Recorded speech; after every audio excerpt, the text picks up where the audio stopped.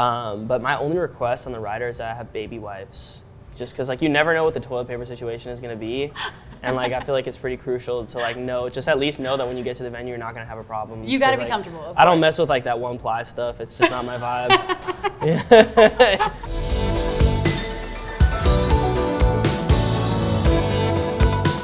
Hey friends, it's your girl Emily Curl here at iHeartRadio headquarters, and we have my friend Alec Benjamin joining us today. Hello. Let's give it up for Alec. It's so nice to see you. Nice to see you. The last time I saw you, we were discussing your album. You had not yet Yes. gone on tour. Yes. But now you have a break. You're come back. Yes. You just played a lot of global shows. Yes, I did. How is life for you right now? Life for me right now is great. I feel like this is a great way to round out sort of like, I just put out the album, I did the tour, we talked about it, and now I'm back, and it was great. And oh yeah, I feel good. Life is good. Life is How good. are you? I'm good. Well, it's funny, I was in Europe at the same time, Yes. which was the best. I wanted to go to one of your shows because the Yes. shows have just looked amazing. They were. The crowds are incredible. Yeah. What's been your favorite city so far? Well, they were all wonderful, and the tour was sold out, which is awesome. Let's go. Let's go. Yeah, it was cool. My favorite city. Well, I had some cities that I'd never been to before. So I'd never been to Budapest, which is really cool. Yeah, Budapest is really cool. I mean, I love all the places. I mean, we spend most of the time, in the venue anyways. So, and the crowds were great at every show. So I can't complain. And I've never been to Europe or the UK in the summer. So getting to tour in the summer was cool because I didn't have to I didn't have to wear a jacket or anything like that. I mean, I'm not I'm born in the desert. I'm not. You're ready for I'm it, I'm not built for the cold. Like I'm ready for the heat. So. Did you get to spend a lot of time outside of the shows, getting to explore any of the cities? A couple of the cities we had some days off, and so I'd never been to Barcelona before, so we got to do that. I've yet to go to Greece, so now that I've heard how good of a time you had, I'd like to go. Everyone go to Mykonos, okay? Yeah, that's what I hear. That would be cool. Where else did we go? That was cool. I mean, I love Copenhagen. It's a cool city, and it was warm. We were there. We had a day off. I got to spend some time there. But mostly, I was focused on the shows. So. The shows were really wonderful, and now I'm home, and I'm heading into a U.S. tour, which is gonna be great. And we are gonna revamp the set and rework the whole set, and we have a whole new thing. So I'm just going straight into rehearsal. So I have a little break, but not really. Well, okay, Alec. Today we're gonna be playing a game called 15 First. All right. And I feel like we know a lot about you, but we're gonna dive even deeper. So we right. have 15 different scenarios, and you tell me about the very first time you experienced them. Are you ready? I'm ready. All right. Question 1, Alec. What was the very first song you ever wrote? Honest answer. I actually, one of my first, not my first memories, but I started listening to the Backstreet Boys when I was 5, 6. I actually lived in New York. I lived in Long Island then. When I was 3, we moved here. Not important. I remember finding a notebook and thinking I could write a song like that. And I wrote some lyrics in there. So I'd say that would be the first song, but I don't remember what it went like. What was the song inspired by? What Backstreet Boys song? It was inspired by I was listening to Backstreet Boys. I was listening to the band Five. You remember them? 5, yeah. It was they had a song called Slam Dunk the Funk. I also danced to that and when I was 4 or 5 at Montessori school, and I was just I don't know what the song was about. It's just I was But you were feeling it. I was I could do that, yeah. Okay, that brings me to question 2. What was your very first performance? My very first performance actually was when I was 4 or 5. I went to Montessori school and I danced to that song, Slam Dunk the Funk. And I actually have a video of it. And you would think that watching a video of yourself at the age of 4 or 5 wouldn't be that embarrassing, and I couldn't watch it. You were cringing? I couldn't watch it. Yeah, I remember doing it too. I had my hat backwards. I remember practicing in the basement, and we had some of my family there. My cousins were visiting and they were watching, and I thought they were I was now looking back, I'm they were probably laughing at me. But whatever, That was my first actual. They were supportive. They were there. They were ready. That was my first performance, yeah. All right, what about question 3? What was the first concert you ever attended? First concert I ever attended, I went to see Billy Joel, and I slept through it, and I was 3, yeah, or 4, yeah. So it meant a lot to you. It was. You know what? I think it actually meant more to me than I gave it credit, because now, looking back, a lot of those experiences that I had in my life, I feel they are ultimately they're culminating in the moments that I'm having now, and I look back and think that maybe they had more of an impact on me than I gave them credit. So yeah, you're just subconsciously soaking it in. Yeah. All right, what about question 4? What was the very first album you ever loved? The first album I ever loved was Surfing USA by the Beach Boys. Oh, I forgot you love the Beach Boys. That's right. I do. Honestly, I forgot I loved the Beach Boys, and then I started like hearing their songs again, and I was like, why do I know the words to every single one of these songs? So I remember I used to like play Surfing USA when I was a little kid, and I would always ask my mom to play it, so they bought me that album. That was the first album I owned. Would you ever do a Beach Boys cover? I would, yeah, I would love to, but I haven't done. Well, I covered the song "Stand" by Eminem, but. Yeah, I haven't done that in a while, so I need to work on some covers. Okay, what about question 5? What was the first musical instrument you ever played? The first musical instrument I ever played was a guitar. I didn't play it well, but also, again, I have a video of me at the age of like 2 in the diaper trying to play the guitar. My dad plays a little guitar, and so he used to sing to me. He plays like 3 songs, but yeah, guitar was it. But then I put it down, and I never got lessons. I didn't start playing until I was like 15. So I had a guitar when I was 3, tried to play it, realized that it was going to be a lot more work than I had anticipated. And your fingers, you got to be ready. I was not ready for it. I wasn't a child prodigy. wasn't it. But your family was musical, right? You grew up in a musical family? No, not at all. Okay. No. My dad plays like 2-3 songs. That's it. Not that he's not.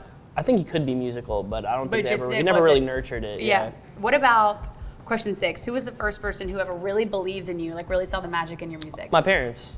Yeah, mom and dad. They're the first people that the first people that ever heard me play.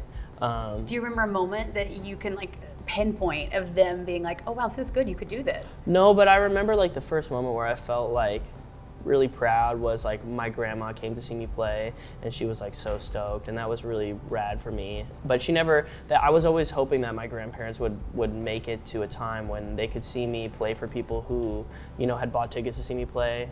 And unfortunately, I was like a couple years shy of like having my grandma see that, but they believed in me too, both my grandma and grandpa. That's your nice. Parents sing these like global sold out shows now. What do they think? I think they're happy. That has just be unreal for them. Yeah, it is unreal. It's hard to process. It's really cool. I think they're enjoying it sometimes, more than I am. I like it a lot, but they're living like vicariously through me, so it's nice. Yeah. Okay. What about question 7? What was the first song you ever released? First song I ever released was a song called Paper Crown, and it was my first record deal, and then I got dropped and it got taken down, and I never re-released it, but I've been actually playing it as like an encore song at my most recent shows, and because my fans keep asking me like, put the song out, so maybe I'll re-release it. Like the OG fans know it. I remember actually them asking you about that. They know all the words, but I released it when I was 18, so it was 10 years ago. What about question 8? What was your first number 1 song? And I don't know if I've ever had a number 1. You guys slowly, no? Yeah, well, but it wasn't like, it wasn't number 1 in America though, but it was, well, yeah, Let Me Down Slowly was it. Did you make that up? No, it was close. I'd love to have another one though, guys, so help me out. We're working on it. Here we go. Okay, what about question 9? What was the first time you heard yourself on the radio? The first time I heard myself on the radio, actually I was like maybe 7. We had like a Nickelodeon alarm clock, and me and my sister called in to request a song on like a local radio station, and then we heard ourselves on the radio. Oh, and that was a high like no other. Like, yeah, that felt like fame. It was sick, yeah. But then the first time I heard my music played on the radio, I can't pinpoint the exact time, but I think I was like 21, and I was in my car, I was driving, and I don't know what station I heard it on, but I was like, yep. Was it Let Me Down Slowly? No, it was my song called I Built a Friend. Yeah, it was on America's Got Talent when this kid named Merrick danced to it, and then it got played on the radio after that, and I thought, that's my song. That's it. Yeah. That's me. Okay, what about question 10? Was the first time you ever DM'd with a celeb? I would say the first time I ever DM'd a celebrity. I've DM'd a lot of celebrities when I was younger. Like I messaged John Mayer, I messaged Jason Mraz, I messaged like all these artists that I was a fan of. And then the cool thing is that like 4 or 5 years later, they open up their inbox and maybe they found my music and want to send me a message, and they see that I've been messaging them for 5 years. That is the worst thing about history. It's like everyone can see it. I'm good. I like it. That way they know I'm like that You've it's been real. a fan for a while. Yeah, when I got when I got signed to Atlantic Records, a guy named Mike Karen signed me, and I had messaged him in 2012 when I was in high school. And when I did my first showcase for the label, I was like, I know you're all here because of the message I sent Mike in 2012 when I was in high school. So I've messaged a lot of celebrities. It's hard to say. The groundwork. Hard to say when the first time was. Oh my God, that's amazing. Okay, what about question 11? What's the first app you check when you wake up in the morning? I like to look at the news app on my phone just to see Really? how are things. What's happening? Yeah. Okay, what is question 12? The first rider you ever made? I've never made a rider. You have anything you request? I kind of let my band be I want them to be happy, and so I'm just whatever you guys want. But my only request on the rider is that I have baby wipes, just because you never know what the toilet paper situation is gonna be, and I feel like it's pretty crucial to at least know that when you get to the venue you're not gonna have a problem. You gotta be comfortable. Of I don't course. mess with that 1-ply stuff. It's just not my vibe. It's really not my vibe. You gotta be prepared. It's not the vibe. You are so right. Okay, what about question 13? The first time you ever played your first ever sold out show? The first sold out show I did. Well, the first show that I did that felt like it was a sellout was after I got dropped. I started putting out music on my own and releasing covers and stuff and playing on lines outside of venues, and I played a show at this place called the Unurban Cafe, and I was like, I'm just gonna try and fill the place. We didn't charge for tickets, but I was like, I'm gonna sell some t-shirts, and I'm gonna see I'm gonna tweet and see if anyone shows up. And where was the Urban Cafe? It was in Santa Monica. In Santa Monica. And we had 85 people show up, which for this cafe, they were like, what's happening? They were freaking out. It was awesome. So that feels like my first ever sold out show. But then I played at Baby's All Right in New York and The Echo in LA. Those were my first 2 sold out shows. Oh my God. Yeah. Okay, what about the first time you went on a global tour? First time I went on a global tour, I was 18 or 17, and I went to Germany, and I played some shows in Germany, and I played some shows in the UK, and it wasn't a lot of dates. Were you with someone on that tour? Or were you... I was with the person who had signed me at the time, who was sort of my mentor, teaching me how to write songs and stuff. And then I went on tour with this girl named Marina Kay, who's French, who did some dates domestically in France, and then on tour in Germany with a girl named Leah, who's also does music in German, so more of a domestic German thing. And it was cool. I went around Germany and France in a Skoda, a little car by myself. I slept on a lot of floors, smelled really bad, and by the end of it, I was questioning every decision I'd ever made in my life, but it was worth it, yeah. And then now to be on this tour, that's gotta be the opposite experience. It's just so wild. You know what, but I'm still just as hungry now as I was then, so it feels the same. I always feel like an underdog, so it's even when, and I feel like sometimes I need to take a step back and be like, wow, look at what I've done. I was on Instagram going through my archive pictures. I was looking for an old video I'd filmed, and I found a picture of me in 2017 with this big dancing lobster, and that's because I was playing at the Long Beach Lobster Fest in 2017, and I was like, wow, I've come a long way. Bring the lobsters out on tour, honestly. You should bring them to the US version. Yeah, I might. That's so fun. Okay, what about question 15? The first time you ever got the idea to write The Devil Doesn't Bargain? The first time I had the idea, I was at my house, and I was upset about some things. Some of the relationships in my life, I felt like I needed to renegotiate, and I wasn't necessarily getting my way, and I wanted my way. And so that was the first time I had the idea to write the song, and then I sat down and wrote it a few days later. When your fans hear the song, because we've talked about this before, it's I sort of took on a whole different meaning than when we had discussed it. Is it always interesting to you to see how your fans interpret that song? I feel like what I feel when I write the song is, if I'm doing my job right, is the way that people interpret it and the way they experience it is not going to be that far off from the way that I felt when I wrote it. Because I think that when people say oh, music is abstract and it's you can get whatever you want out of it, it's that's true, but if you're doing a good job, and you're communicating properly, which is what art is, that's how I communicate, then they should, end up in the same ballpark as where I started from. You feel like they get the idea. Otherwise, I'm not communicating properly. It's you can interpret anything how you want, but there's a way I want it to be interpreted. And if people are not interpreting it that way, then I haven't done my job properly. Oh. Ooh, interesting. And now when you're playing these songs live, like especially from this album, like are you surprised at which songs the fans are really go crazy for? Yeah, I didn't think that song was gonna do well at all. It wasn't even gonna be on my album. Yeah, he's the one who told me to do it.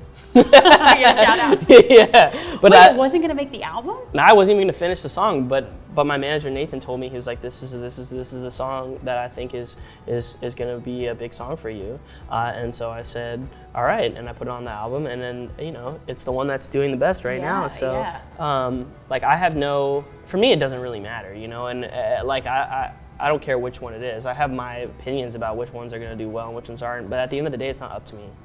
As long as people are getting something out of it, then that's really what matters. I don't care. Well, Alec, we're so excited for you. You're getting ready for the second leg of tour. Yes. How are you preparing for this part? We're adding some new songs. I'm gonna get home, rest a little bit, and then go into rehearsal, and then get back out on the road, and I get to do what I love to do. It's gonna be great. Well, Alec, we're so excited for you. Thank you so much for being here. Always so good to see you. Let's give it up one more time for Alec Benjamin. Give it up for Emily. Give it up for Emily. Come on. Woo! Oh, I love this. This is a great way to end. Make sure you stream all of Alec Benjamin's music on iHeartRadio and go see him on tour. We'll see you guys next time. Bye bye.